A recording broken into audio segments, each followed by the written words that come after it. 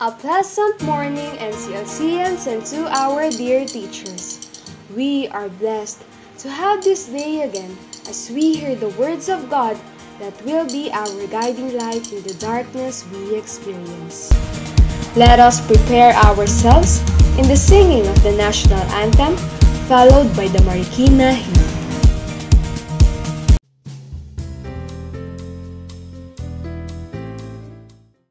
Mga kababayan, ang pambansang awit ng Pilipinas. Hayang magiliw sa silanganan, hayang ang puso sa ligay mo'y buhay. Lupang hirang, tuyot ka ng paligid, sa manunugig, di na masisiin. Sa ligat at bundok, sa simoy at sa langit bumubuhaw, may nilagang tula at awit sa pangyayarihan. Ang isakang watawat mo'y tagumpayan ang lililig, ang bituin at araw ng kailan pa may magdidilig. Buwan ang araw ng langit pagsinta, buwan ang langit sa piling mo. Ang iligaya natin ay mga apit, ang mamimay ng dahil sa'yo.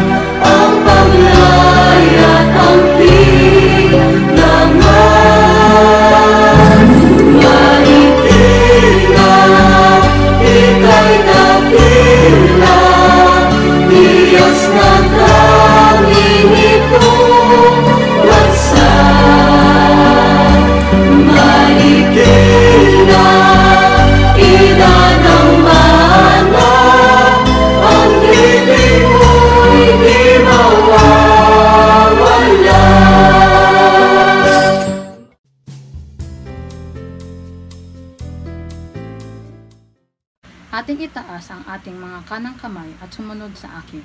Panatang makabayan, iniibig ko ang Pilipinas, aking lupang sinilangan, tahanan ng aking lahi. Kinukukup ako at tinutulungan maging malakas, masipag at marangal. Dahil mahal ko ang Pilipinas, diringgin ko ang payo ng aking mga magulang. Susundin ko ang tuntunin ng aking paaralan. Tutuparin ko ang tungkulin ng isang mamamayang makabayan, maglilingkod, nag-aaral at nagdarasal ng buong katapatan. Iaalay ko ang aking buhay, pangarap at pagsisikap sa bansang Pilipinas. Panunumpa sa watawat ng Pilipinas. Ako ay Pilipino, buong katapatan nanunumpa sa watawat ng Pilipinas at sa bansang kanyang sinasagisag na may dangal, katarungan at kalayaan na ipinakikilos ng sambayan ng makadiyos, makakalikasan, makatao at makabansa. Let us put our right hand in our left chest and state the mission vision statement. Mission: providing students with the greatest access quality education that instills Christian values, ideals, competency essentially to successfully meet the demands and challenges of the 21st century. Vision: a school system that upholds Christian tradition of excellence in service to God and humanity through liberating education towards a God-fearing society. Our school philosophy is based on Proverbs 22 verse 6. Train up a child in the way he should go, and when he is old, he shall not depart from it.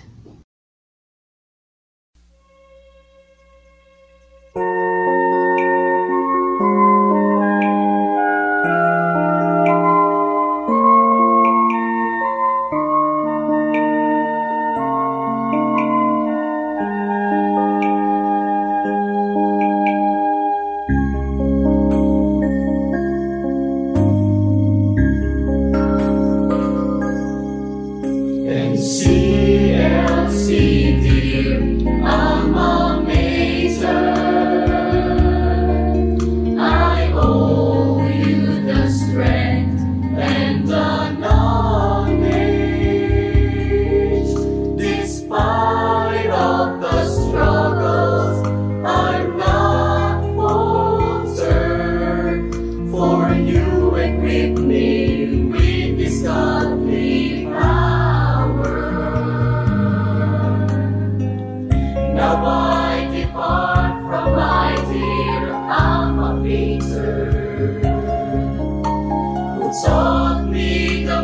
precious gift of all.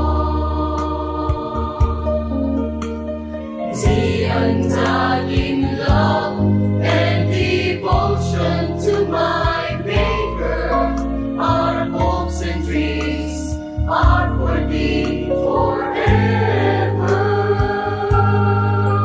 With tears in my eyes to you, I say farewell. I'll never forget those happy days forever. Those precious moments I'll cherish as well. God bless and see us here. More power to you, I pray. And CLC, dear alma mater, I owe you the strength and the knowledge. Despite of the struggles, I'm not faltered, for you equip me with this godly power. Now I depart from my dear alma mater, who taught me the most precious gift of all. The undying love and devotion to my Maker, our hopes and dreams are for me forever. With tears in my eyes to you, I say farewell. I'll never forget those happy days forever. Those precious moments I cherish as well. God bless and see us here. More power to you, I pray. God bless and see us here. More power to you, I pray.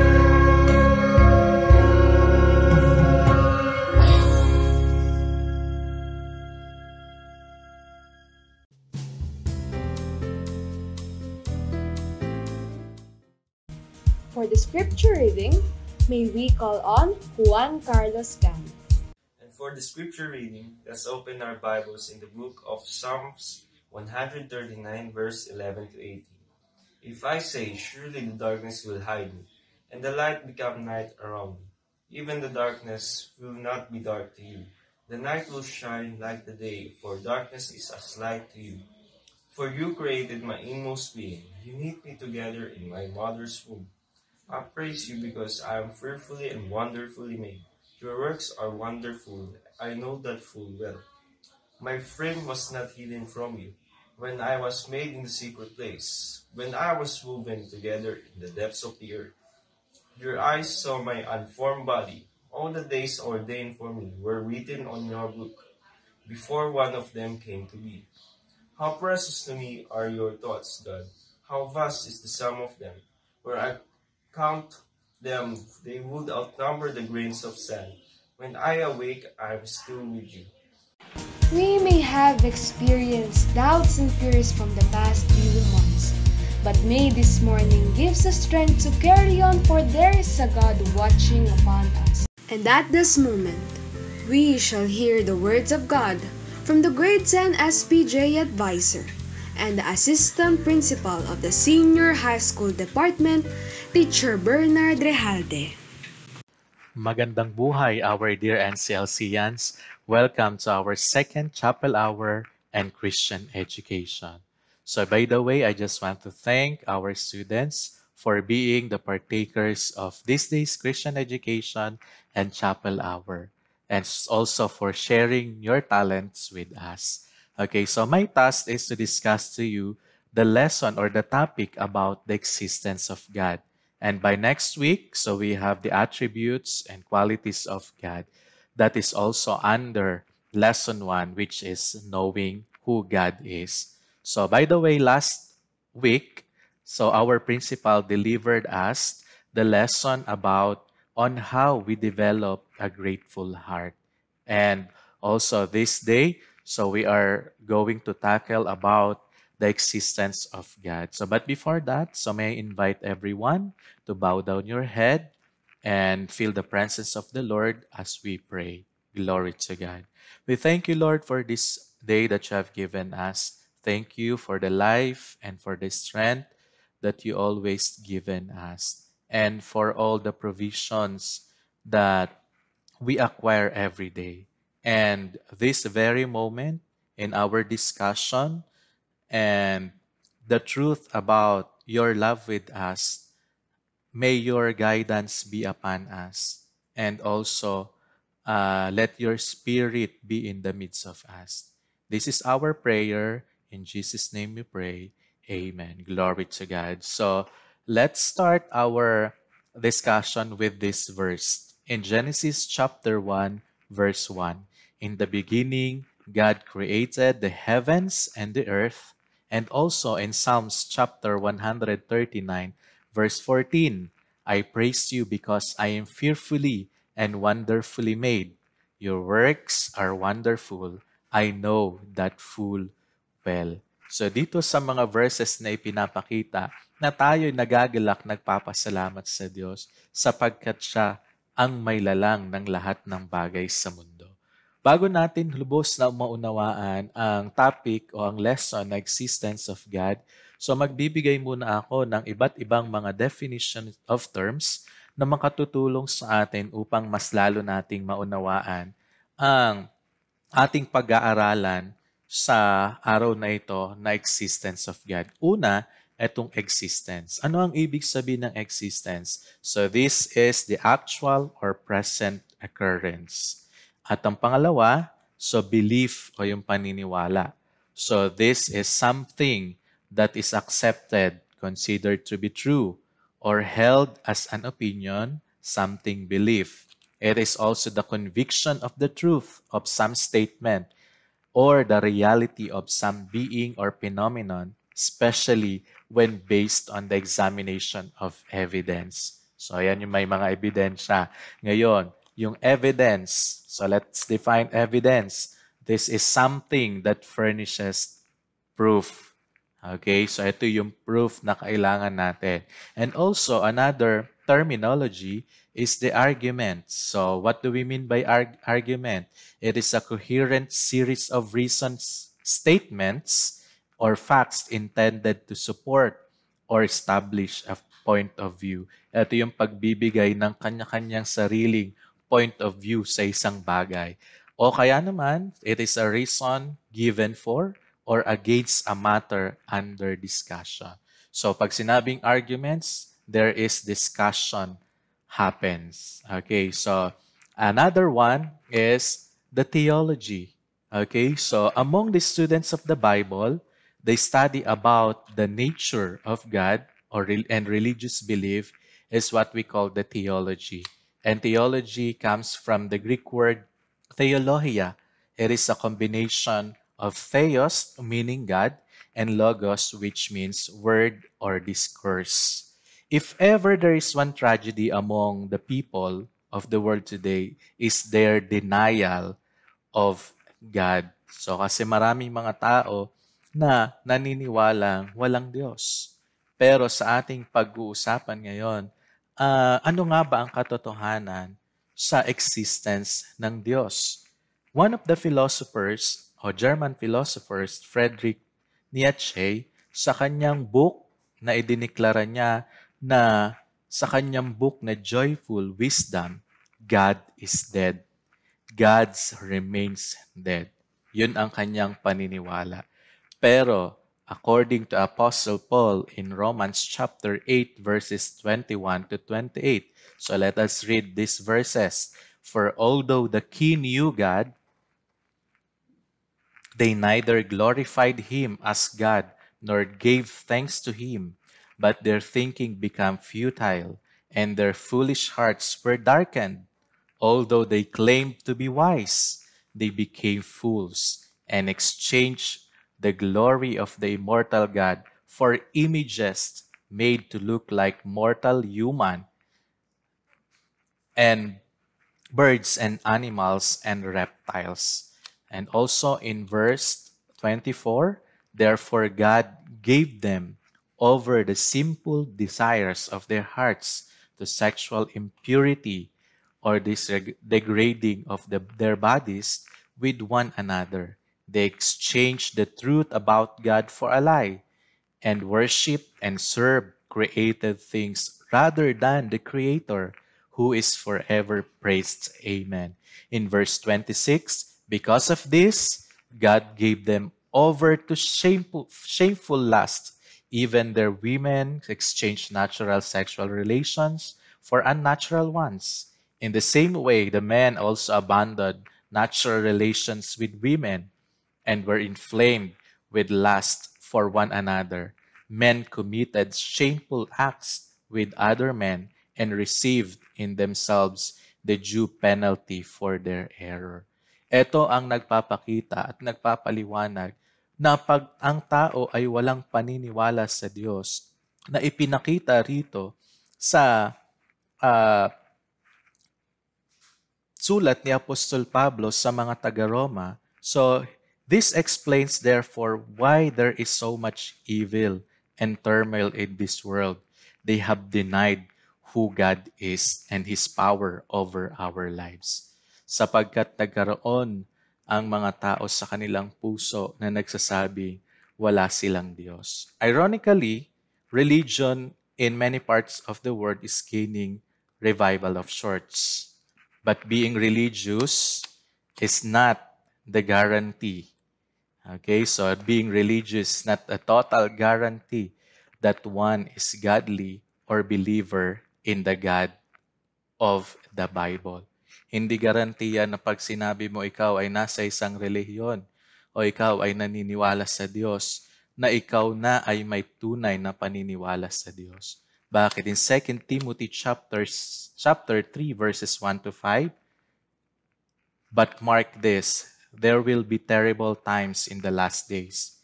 People will be lovers of themselves, lovers of money, boastful, proud, abusive, disobedient to their parents, ungrateful, unholy, without love, unforgiving, slanderous, without self-control, brutal, not lovers of good, treacherous, rash, conceited, lovers of pleasures rather than lovers of God, having a form of godliness but denying its power, have nothing to do with such people. So dito nagpapakita na, my dear students, na hindi garantiya na ang isang tao ay merong paniniwala sa Diyos na siya na ay tinatawag na believer of God. Ano ang patunay nito? Sapagkat sinasabi ng banal na kasulatan na maraming mga tao, ang sabi, lovers of pleasures rather than lovers of God. So, having a form of godliness but denying its power. Ngayon, merong isa sa term na tinatawag na Greek word na gnosis or yung tinatawag nating Gnostics. It comes from the Greek word gnosis, meaning knowledge. They believe that matter is evil and knowledge or thought as the ultimate way to salvation. Paniniwala sa kanilang mga kaalaman. They don't believe that the Son of God, Jesus Christ, has taken the form of a man because to them, humanity is material, thus evil. Today, countless number of people still deny the ultimate reality of God. So in fact, this is how Apostle Paul characterized the condition of anyone without living relationship with Jesus Christ. So according to him, in Ephesians chapter 2, verse 12, remember the time you were separate from Christ, excluded from citizenship in Israel, and foreigners to the covenants of the promise, without hope and without God in the world. So dito ipinapakita na tayo noon ay hiwalay sa pangako ng Diyos. Pero dahilan sa mga pangangaral ng salita ng Diyos na tayo ngayon ay kasama na sa pangako. Glory to God. Since countless of people still denying the ultimate reality of God, ngayon ating alamin kung ano ang kanilang mga paniniwala. So we have to discuss the different beliefs. Unang-una na rito yung atheism o yung tinatawag nating atheist or non-believer of God.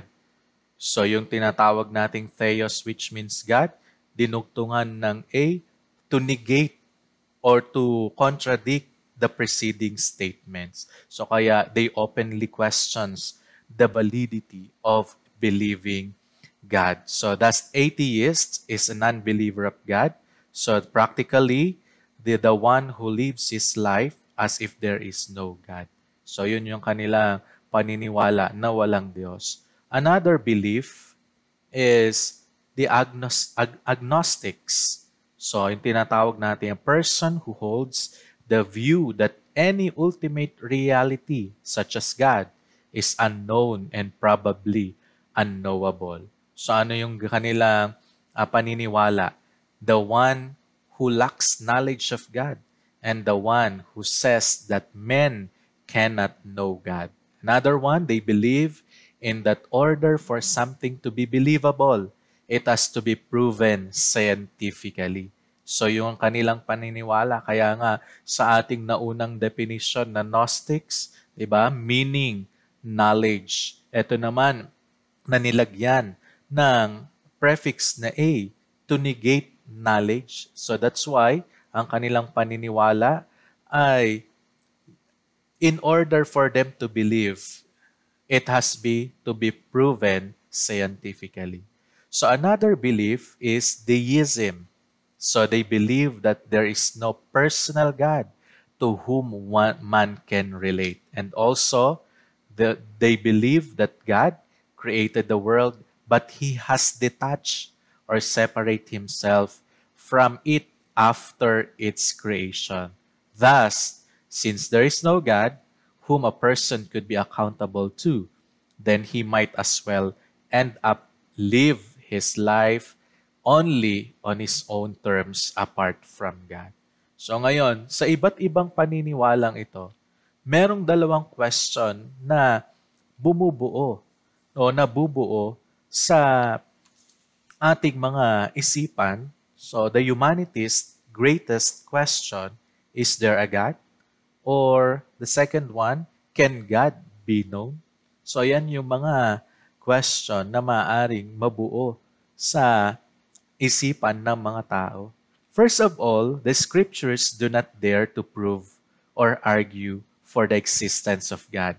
It just declares that there is. Because sa binasa natin kanina sa Genesis chapter 1 verse 1, in the beginning, God created heaven and earth. It also supported in Acts chapter 17 verses 24 to 28 that God who made the world and everything in it is the Lord of heaven and earth and does not live in temples built by human hands. And He is not served by human hands as if He needed anything. Rather, He Himself gives everyone life and breath and everything else. From one man He made all the nations, that they should inhabit the whole earth. And He marked out their appointed times in history and the boundaries of their lands. God did this so that they would seek Him and perhaps reach out for Him and find Him, though He is not far from any one of us. For Him we lived and move and have our being. As some of your own poets have said, we are His offspring. So kaya nga sabi nga, we are created in the likeness of God. So yan yung ating paniniwala na merong lumikha ng lahat ng bagay sa mundo. in Romans chapter 1 verse 20, for since the creation of the world, God's invisible qualities, His eternal power and divine nature have been clearly seen, being understood from what has been made, so that people are without excuse. So ito ay nagpapakita lang na merong quality ang Diyos. So kaya sa susunod na linggo o sa susunod na Sabado, so that will be the topic that we are going to discuss. Ngayon, upang mas lalo nating maunawaan ang existence ni God. So there are arguments in the study of God. So una, sa mga arguments na to, we have the cosmological arguments. Ano itong tinatawag nating cosmological arguments? So pag sinabi natin cosmology, so it is a branch of astronomy that deals with the origin, structure, and space-time relationship of the universe. Ngayon, ano itong argument na cosmological? This argument says that since there is nothing that can come out from nothing, such as our world or the cosmos, so that's where we got our word cosmological, then there must be an original cause, which is the reason for the world's existence.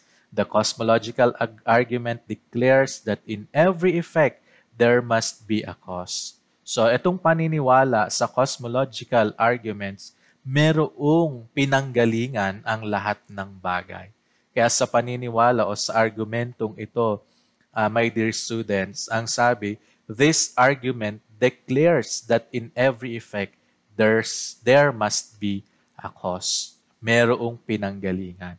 Another argument is the teleological argument. So ano yung teleological? Comes from the Greek word telos, which means end. So ano ibig sabihin na to? This argument defined as order and useful arrangement in a system imply intelligence and purpose in the organizing cause. According to this argument, order, intelligence, purpose, and harmony do characterize the universe in which we live in. Thus, there is design and intelligence. There must be designer and architect behind all this beauty. So, ibig sabihin, merong nag-design ng lahat ng nilikha. Hindi lamang nagpasimula sa wala, kundi merong lumikha ng lahat ng bagay. Ang sabi nga sa teleological, there must be a designer and an architect behind all this beauty. So in Psalms chapter 19, verses 1 to 2, the heavens declare the glory of God, the skies proclaim the work of His hands, day after day, they pour forth speech, night after night, they reveal knowledge. So ibig sabihin, so in verse 1, declare the glory of God and work of His hands. Ibig sabihin, merong gawa ng Diyos sa kanyang mga kamay. Another argument is the anthropological argument. So God comes from the Greek word anthropos, meaning man. So the anthropological argument says that man is not a mere biological being, but creation created in the image and likeness of God. So that was in the Genesis. So that is in the Genesis chapter 1, verses 26 to 28. Then God said, let us make mankind in our image, in our likeness, so that they may rule over the fish in the sea and birds in the sky, over the livestock and all the wild animals, and over all the creatures that move along the ground. So God created mankind in His own image. In the image of God, He created them. Male and female, He created them. God blessed them and said to them, be fruitful and increase in number, fill the earth and subdue it. Rule over the fish in the sea and the birds in the sky, and over every living creature this move on the ground.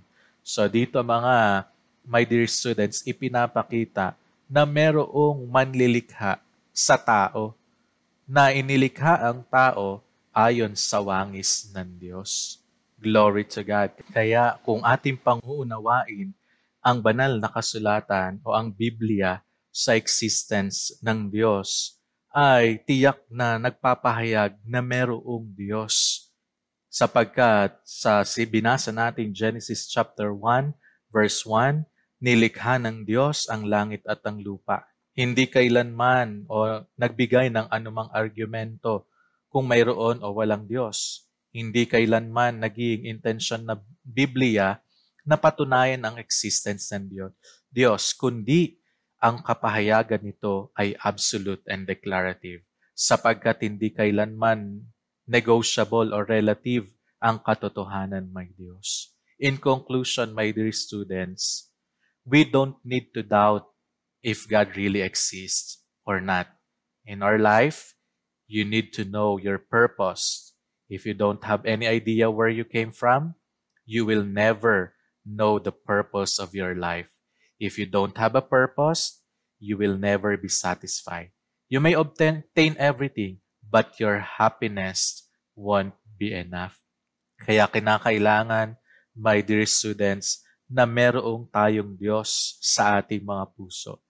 And we need to know our purpose, kung bakit tayo nilikha ng Diyos. That the very purpose kung bakit tayo nilikha ng Diyos is to serve Him and to glorify Him.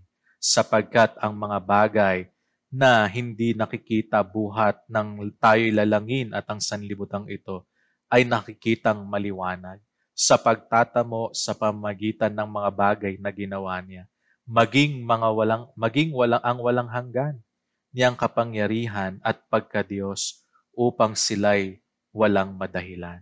Sa makatuwid, ang existence ng Diyos ay isang bagay na ginawang malinaw sa bawat isa. Simple at payak, hindi ginawang komplikado upang maunawaan ng mga tao.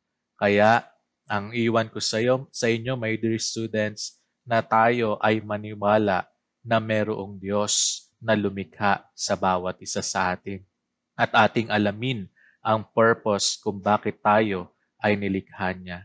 Glory to God. Tayo mag-pray. Salamat po, Ama namin Diyos, sapagkat minsan pa ang iyong mga salita ay nahayag sa araw na ito. Ikaw ang laging magpaunawa sa amin at magbigay ng kahulugan sa aming mga buhay. Sa namin pinagkakatiwalang lahat, sa pangalan ni Jesus. Amen. Glory to God. Again, maraming salamat sa inyong pakikinig. Have a nice day, everyone.